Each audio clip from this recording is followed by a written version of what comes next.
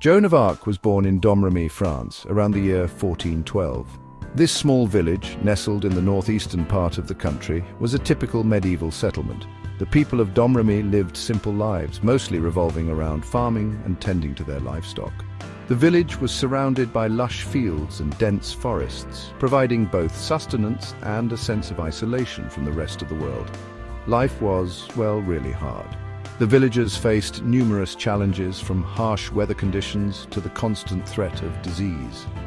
The Black Death had swept through Europe not long before Joan's birth, leaving a trail of devastation in its wake. The people of Domremy were resilient, but their lives were a daily struggle for survival. They worked from dawn till dusk, toiling in the fields and caring for their animals, all while trying to protect their families from the ever-present dangers of the medieval world. England and France were at war. The 100 Years' War, a series of conflicts that had been raging for decades, brought turmoil and uncertainty to the region. The war affected everyone, from the nobility to the common folk. Armies marched through the countryside, leaving destruction in their wake. Villages were often caught in the crossfire, and the people of Domremy lived in constant fear of raids and attacks. The war seemed never-ending, and its impact was felt deeply by all. Joan's family were peasant farmers. She worked the fields, she learned about God. From a young age, Joan was taught the values of hard work and faith. Her family, like many others in the village, relied on their crops and livestock to survive. Joan's days were filled with chores, from planting and harvesting to tending to the animals. Despite the hardships, her family found solace in their faith. The local church was a central part of their lives, and Joan grew up with a deep sense of spirituality and devotion. Joan was a devout girl. She went to church, she helped the poor. But Joan was different. She saw visions, she heard voices. These experiences set her apart from her peers. While other children played and worked, Joan felt a higher calling. The voices she heard were not just figments of her imagination. They were powerful and compelling. They spoke to her with a clarity and urgency that she could not ignore. Joan believed these voices were messages from God, guiding her towards a greater purpose. They told her to save France. The voices revealed a divine mission, one that seemed impossible for a young girl from a small village. They spoke of her leading the French army to victory, of her saving her country from its enemies. Joan was both awed and terrified by these revelations. She knew that accepting this mission would mean leaving her family and the only life she had ever known. But the voices were insistent, and Joan felt a profound sense of duty to follow their guidance.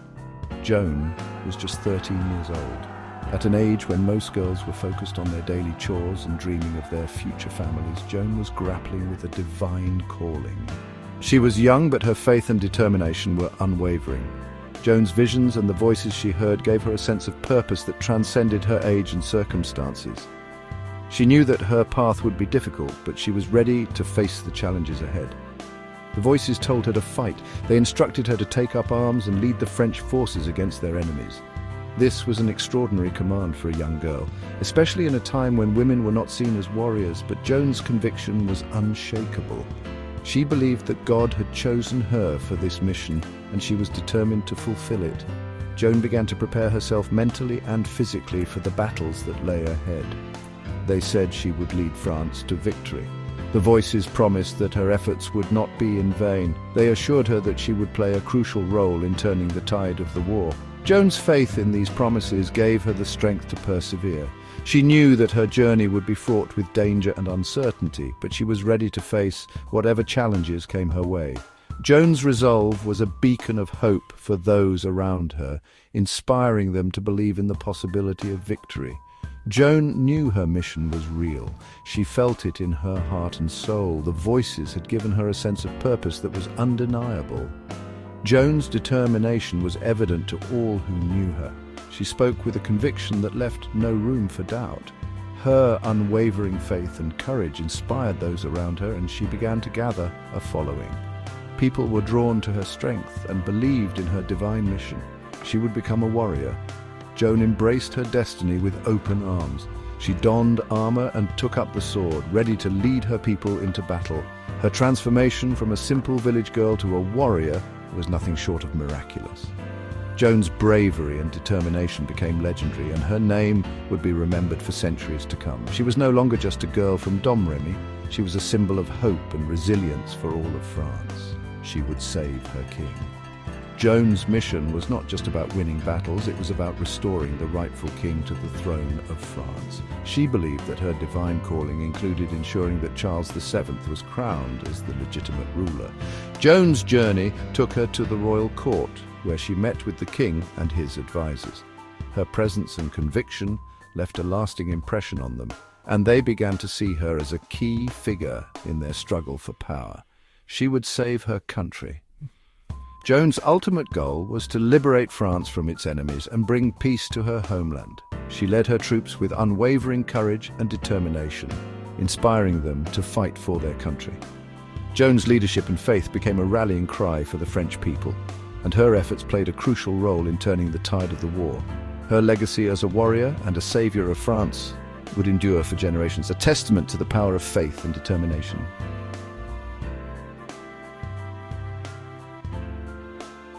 The voices grew stronger.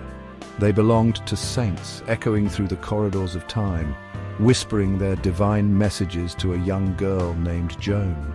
These voices were not mere figments of her imagination. They were powerful, resonant, and filled with purpose. St. Michael, the Archangel, St. Margaret, the Virgin Martyr, and St. Catherine, the wise and courageous.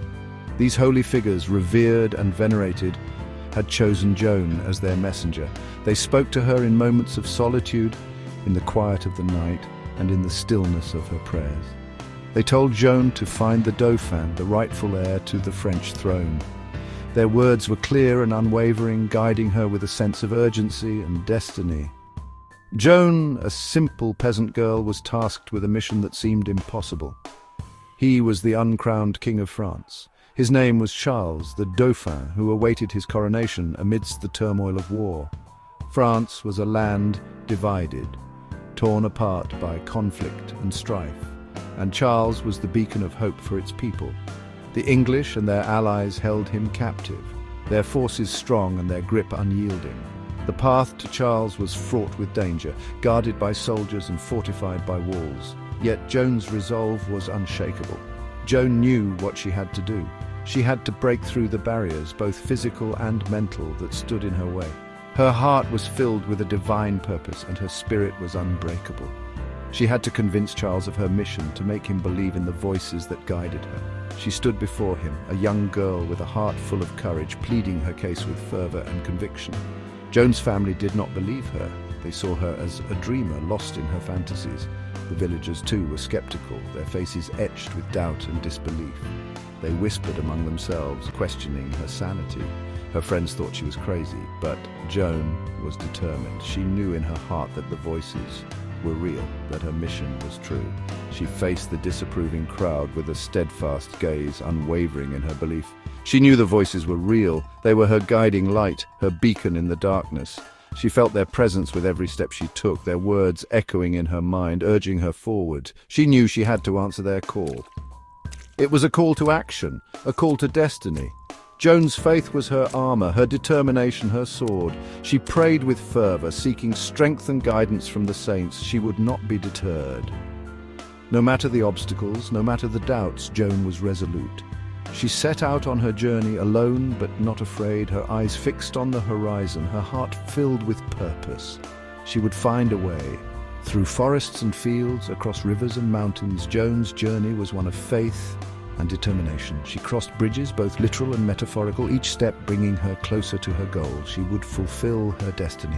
With every stride, with every breath, Joan moved towards her destiny. She rode into the distance, a figure of hope and courage, ready to change the course of history.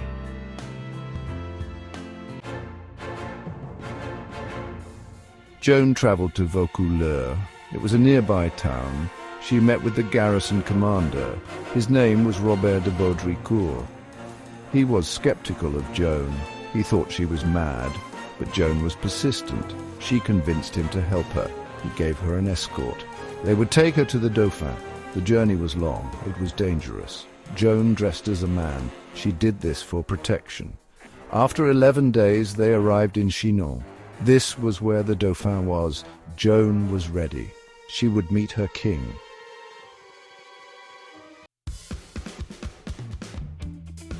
Charles was hiding in the castle. The castle, with its towering walls and fortified gates, was a symbol of French resilience. Yet within its stone walls, Charles felt anything but secure.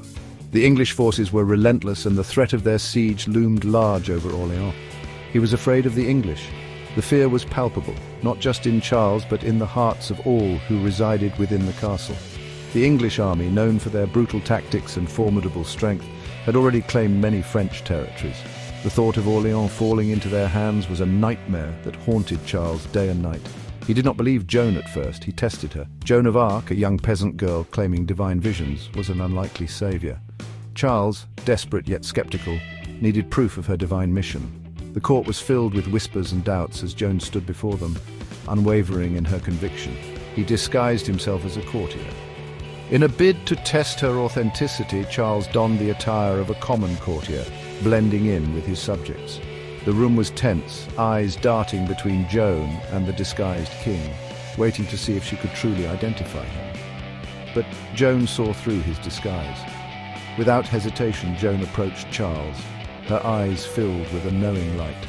She addressed him as the true king, her voice steady and confident. The court gasped in astonishment, for Joan had passed the test with ease. She knew he was the true king. Her unwavering faith and clarity left no room for doubt.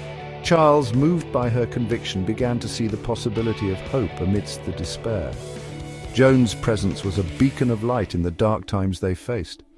She told him about her visions. Joan spoke of her divine visions with passion and fervor. She described the saints who had guided her, the messages they had imparted, and the divine mission she was destined to fulfill. Her words painted vivid images of hope and victory. She said she would save Orléans. Joan's declaration was bold and unwavering. She promised to lift the siege and drive the English forces away. Her confidence was infectious, and for the first time in a long while, the court felt a glimmer of hope. Orléans was a city under siege. The city, once bustling with life and commerce, now stood on the brink of destruction. The siege had taken its toll, with supplies dwindling and morale at an all-time low. The people of Orléans looked to the horizon, praying for a miracle. The English were close to taking it. The English forces, with their advanced weaponry and strategic prowess, had tightened their grip around Orléans. The city's defences were weakening, and it seemed only a matter of time before it would fall. If Orléans fell, France might fall too. The fall of Orléans would be a devastating blow to France. It would open the gates for further English conquest, potentially leading to the collapse of the entire nation. The stakes were unimaginably high. Joan was determined to save the city. Clad in armour, Joan's determination was evident. She was not just a messenger of hope, but a warrior ready to lead her people into battle. Her resolve was unshakable, and her spirit indomitable. She rode into battle with the French army. With the French army by her side, Joan rode into battle, her presence a rallying force for the troops. Her courage inspired them to fight with renewed vigour and determination. She carried a white banner. The white banner she carried was more than just a symbol. It was a testament to her faith and divine mission. It fluttered in the wind, a beacon of hope amidst the chaos of battle. It had the image of God on it. The banner bore the image of God, a powerful reminder of the divine support Joan claimed to have. It was a source of inspiration for the French soldiers, who saw it as a sign that they were fighting for a righteous cause. She inspired the French soldiers. She gave them hope. Joan's presence and her unwavering faith breathed new life into the French soldiers. They rallied around her, their spirits lifted, ready to defend their city and their country with everything they had.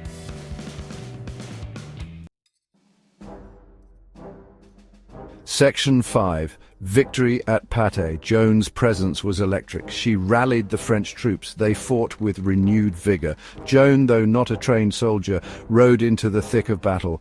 She urged the men forward. She was fearless. She carried her banner high. She became a beacon of hope. The English were shocked. They had never seen such courage. The French army broke through the English lines. The Siege of Orléans was lifted. It was a stunning victory for the French. It was a turning point in the war.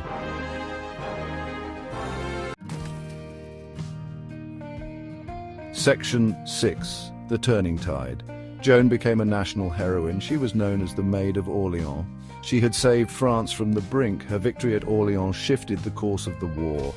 The French people believed in her. They believed in her divine mission. Joan went on to achieve more victories. She led the French army to victory at Patay. She captured the town of Troyes. She marched on Reims. Reims was the traditional coronation site of French kings. Charles could finally be crowned.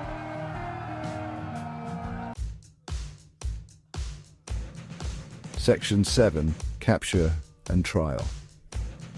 Joan's victories were short-lived. In 1430 she was captured. She was sold to the English. They saw her as a threat. They put her on trial. The trial was unfair. Joan was accused of heresy and witchcraft. She was interrogated for months. Joan was a threat to English power. They feared her influence. They twisted her words. They accused her of being a heretic.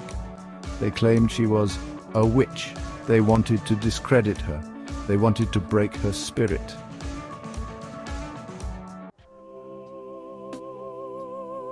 To Section 8. Condemnation and Execution. Despite the accusations, Joan remained defiant. She proclaimed her innocence. She insisted on her faith in God. She stood by her visions, but her words fell on deaf ears. The court was biased against her. They were determined to condemn her. On May 30th, 1431, Joan was found guilty. She was condemned as a heretic. She was sentenced to death. She was burned at the stake in Rouen, France. She was only 19 years old. Her death was a tragedy. But her story did not end there.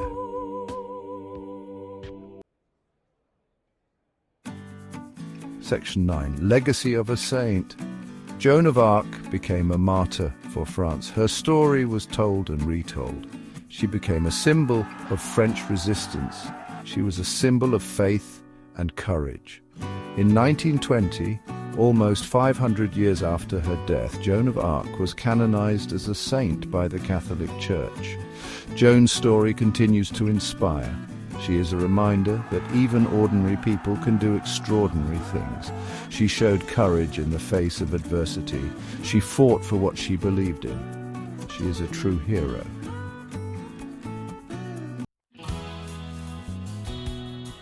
Section 10. Joan of Arc, an enduring symbol. Joan of Arc's story is a timeless one.